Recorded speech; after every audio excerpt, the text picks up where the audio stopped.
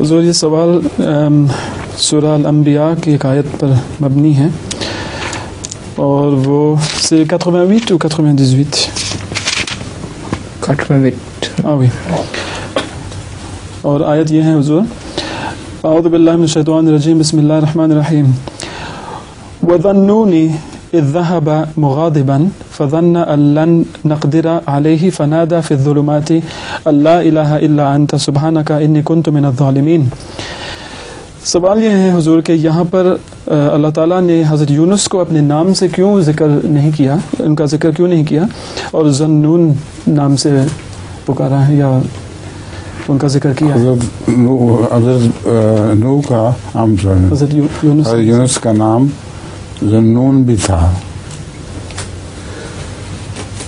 دو نام ہیں، ایک یونس ایک نون، ذنون۔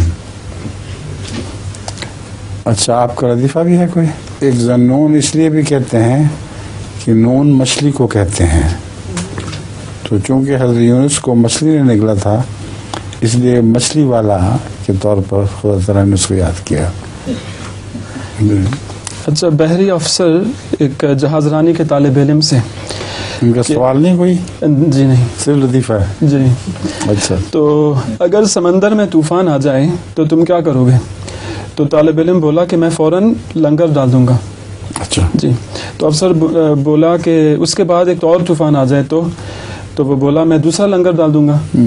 تو پھر بولا کہ اس کے بعد ایک اور طوفان آ جائے تو کہتا میں تیسرا لنگر ڈال دوں گا۔ تو افسر نے کہا کہ مگر تم اتنے لنگر کہاں سے لاؤ گے؟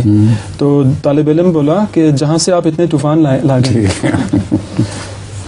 السلام علیکم حضور۔ وعلیکم السلام۔